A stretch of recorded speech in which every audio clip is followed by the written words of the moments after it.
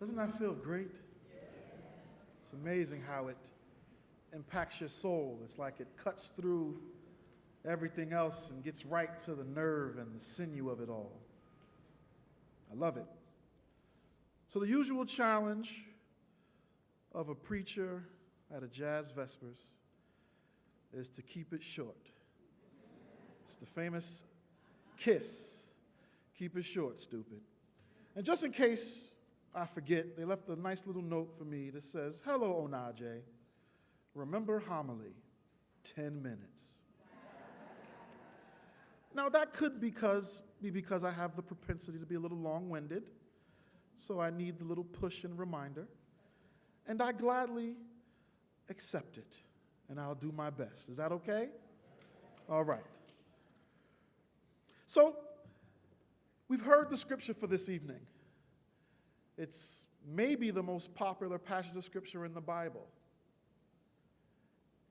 And I think it's rather appropriate that this week it's a part of the lectionary.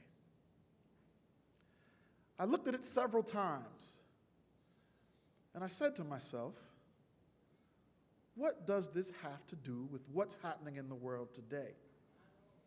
And then I remembered that you lovers of jazz come here on Saturdays looking for this music to have an effect on you, and a positive effect, an uplifting effect.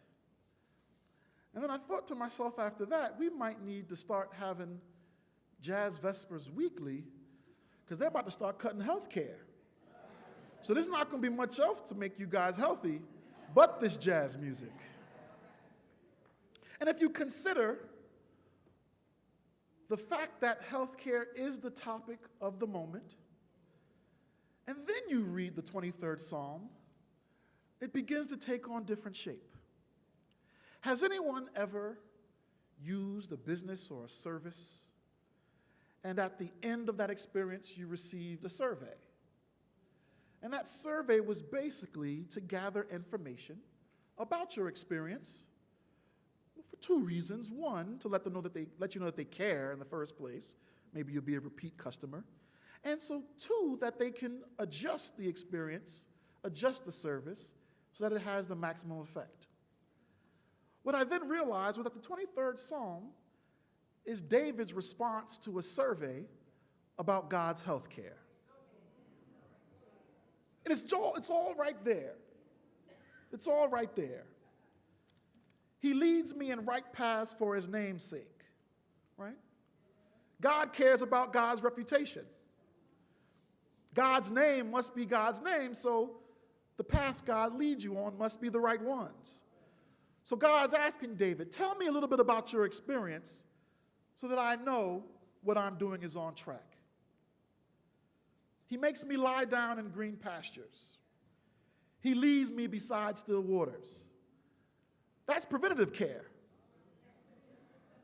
To make sure that you are healthy and well, God leads you in the right direction. He takes you by the stillness of the water. These things make sure that your health is maintained so that you don't get sick. He prepares a table before me in the presence of my enemies. That's urgent care.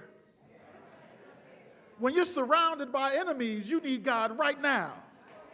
You need a trip to the ER. So God says, here I am. Not only am I here, but I'm preparing everything you need right in their presence. So whether that enemy is cancer or diabetes or ALS or any other things that we face, God lets you know that I am a provider in your most urgent moments. And then it says, he restores my soul. If your soul needs restoring, something must have happened to it already, which means God accepts pre-existing conditions.